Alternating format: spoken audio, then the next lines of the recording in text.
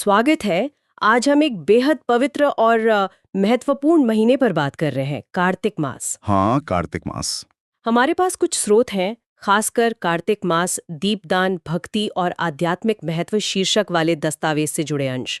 तो आज इसी पर एक गहरी नजर डालते हैं। हाँ, और देखिए हमारा मकसद है इन स्रोतों से समझना कि कार्तिक मास का असल मतलब क्या है, क्यों ये इतना खास है, इसके पीछे की कहानियां क्या हैं, कौन से त्योहार हैं, रीतियां हैं, जैसे आपने कहा दीपदान, दान। हाँ, और इन सब के पीछे का जो आध्यात्मिक संदेश है उसे भी समझने की कोशिश करेंगे। बिल्कुल, वही सबसे महत्वपूर्ण है। अच्छा, एक जानकारी जो स्रोतों से मिली वो ये कि 2025 में ये महीना 8 अक्टूबर से शुरू हो रहा है और 5 नवंबर तक रहेगा। हाँ, अक्टूबर नवंबर। और एक और दिलचस्प बात, इसे दामोदर मास भी कहते हैं।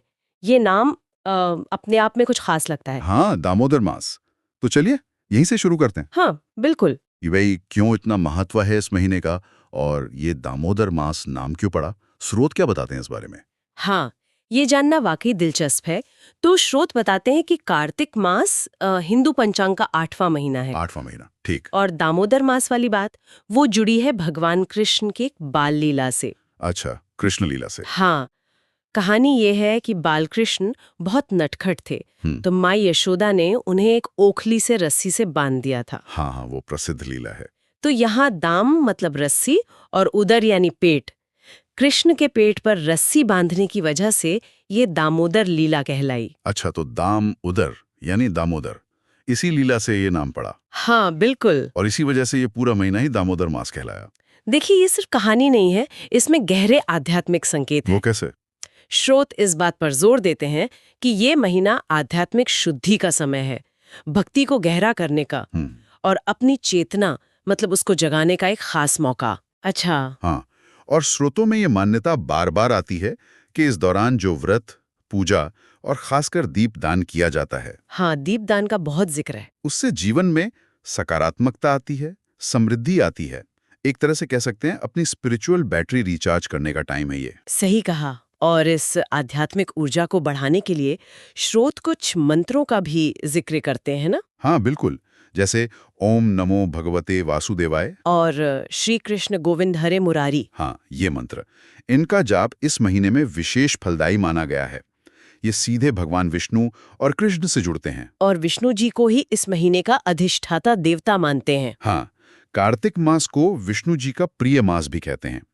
तो इन मंत्रों का जाप, जैसा स्रोत बताते हैं, मन को शांत करता है, एकाग्रता बढ़ती है और एक तरह की दिव्य ऊर्जा से जुड़ाव महसूस होता है। ये सिर्फ शब्द दोहराना नहीं है, इसमें भाव और भक्ति जरूरी है। परमात्मा का स्मरण है ये। तो ये तो हुई नाम, महत्व और भक्ति की बात, लेकिन स्रोत ये भी कहते हैं कि ये महीना सिर्फ व्यक्तिगत साधना का नहीं है, उत्सव भी बहुत है इसमें। हाँ, बिल्कुल। ये तो त्योहारों की एक पूरी लड़ी लेकर आता है, जैसा स्रोतों में वर्णन है। कहाँ से शुरू होती है ये लड़ी? शुरुआत होती है धनतेरस से। अच्छा, धनतेरस। हाँ, जिसे धन, समृद्धि और अच्छी सेहत का पर्व माना जाता है। इस दिन स्रोत बताते हैं भगवान धन्वंतरी, जो आयुर्वेद के जनक हैं। हाँ, उनकी, और साथ में यमराज की पूजा का भी विधान है, ताकि स्वास्थ्य अच्छा रहे, उम्र लंबी हो। और धनतेरस के तुरंत बाद फिर आती है दीपावली, शायद भारत का सबसे बड़ा त्योहार। हाँ, दीपावली। स्रोत इसे दिखाते हैं अंधकार पर प्रकाश की जीत के तौर पर। सिर्फ बाहरी अंधकार नहीं है ना? नहीं नहीं, अंदर का अंधकार भी, मतलब अज्ञान पर, नकारात्मकता पर ज्ञान की, सकारात्मकता की जीत। घर घर जो दीपक जलते हैं वो इसी का प्रतीक हैं। सही। दीपावली के बाद फिर गोवर्धन पूजा का जिक्र है।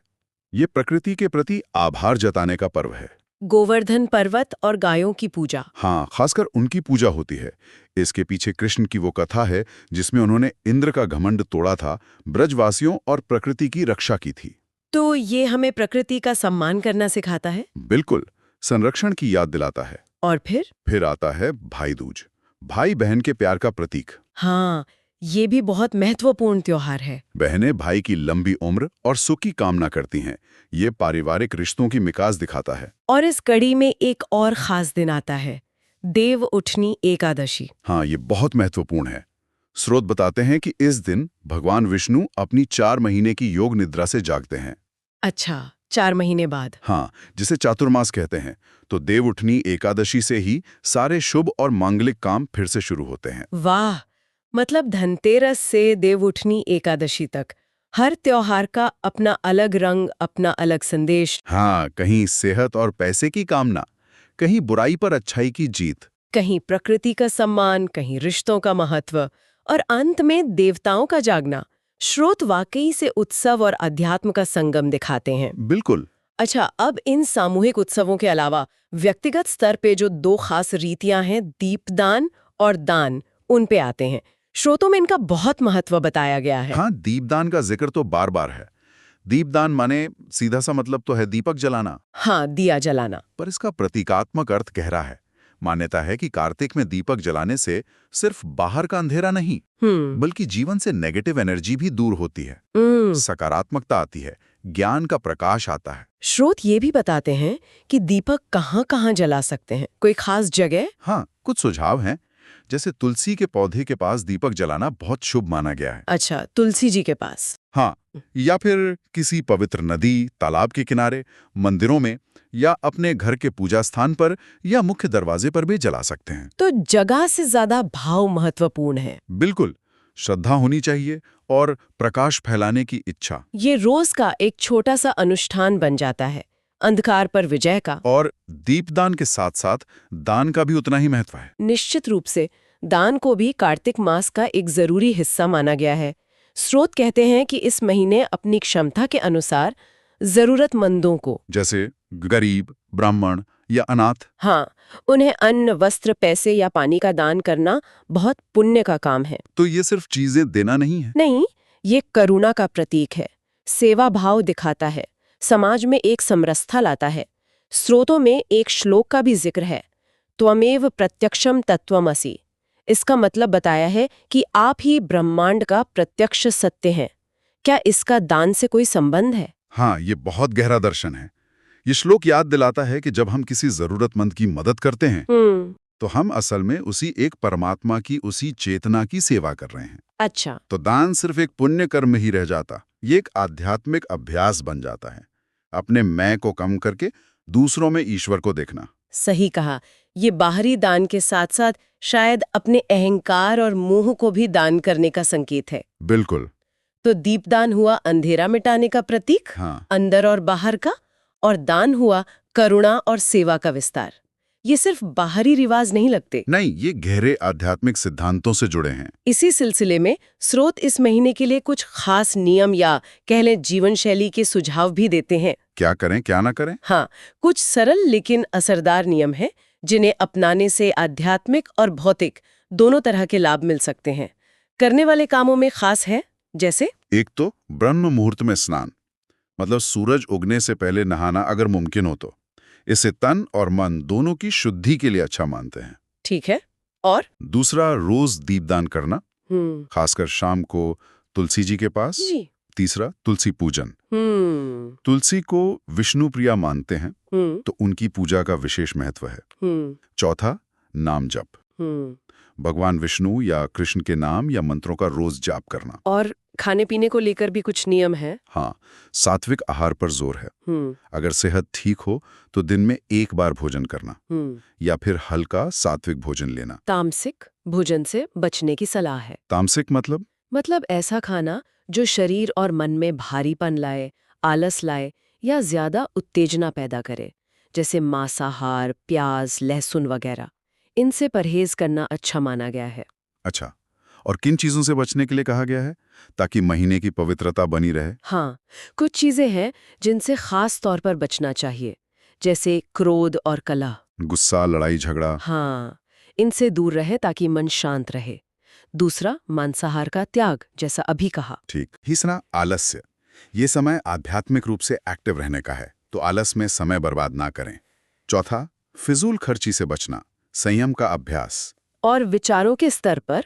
हाँ, मन में ईर्ष्या, द्वेष या दूसरे नेगेटिव विचार ना लाएं। कोशिश करें कि मन साफ रहे।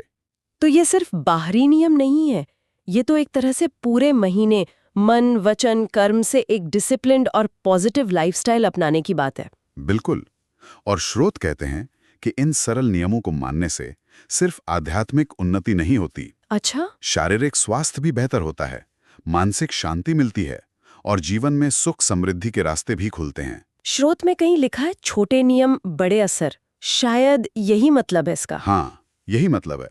ये रोज के छोटे छोटे काम हमारी अंदर की ऊर्जा और चेतना पर सीधा असर डालते हैं। ये नियम हमें सेल्फ कंट्रोल सिखाते हैं, इंद्रियों पर काबू रखना, एक सात्विक जीवन जीना। हाँ, और ये सिर्फ एक महीने का कर्मकांड नहीं है, ये एक मौका है इन अच्छी आदतों को हमेशा के लिए अपनाने का। सही बात है।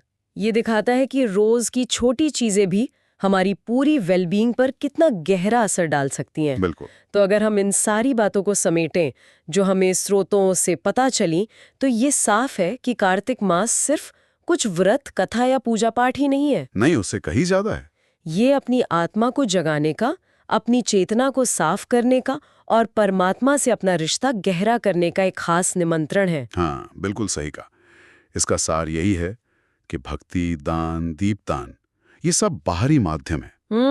इनके जरिए हमें अपने अंदर ज्ञान का, प्रेम का, करुणा का, सेवा का दीपक जलाना है। और वो मंत्र जिनका जिक्र हुआ, ओम नमो भगवते वासुदेवाय, श्री कृष्ण गोविंद हरे मुरारी, हाँ, उनका नियमित जाप इस अंदर के प्रकाश को जगाने और टिकाए रखने में मदद कर सकता है।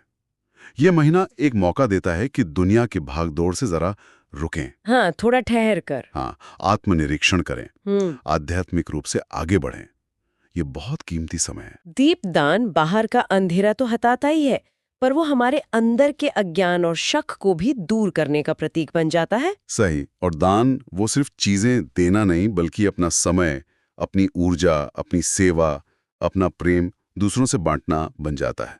और त्योहार हमें याद दिलाते हैं कि हम अकेले नहीं हैं, हम समाज का, परिवार का हिस्सा है। हाँ, वो हमें प्रकृति का आदर करना सिखाते हैं और जीवन में खुशी और उत्सव के महत्व को भी बताते हैं। तो कुल मिलाकर स्रोत कार्तिक मास को एक बहुत ही समग्र, एक होलिस्टिक अनुभव की तरह दिखाते हैं। हाँ, जिसमें व्यक्तिगत साधना भी है, परिवार से जुड़ाव भी, समाज के प्रति जिम्मेदारी भी और आध्यात्मिक विकास भी, सब कुछ शामिल है। यह विश्लेषण कार्तिक मास के महत्व, उसकी रीतियों और आध्यात्मिक संदेशों पर आधारित था, जैसा कि हमें दिए गए स्रोतों में, खासकर कार्तिक मास, दीपदान, भक्ति और आध्यात्मिक महत्व वाले अंशों में मिला। हाँ, हमने कोशिश की है कि स्रोत सामग्री में जो विचार हैं उन्हें निष्पक्ष रूप से सामने रखें। बिल्कुल। तो अब अंत में श्रोताओं के लिए एक विचार। स्रोत हमें बाहर दिया जलाने को तो कहते ही हैं। हाँ, दीपदान। लेकिन क्यों ना इस कार्तिक मास ये सोचा जाए कि हम अपने अंदर कौन सी खास ज्योति या गुण जगाना चाहते हैं।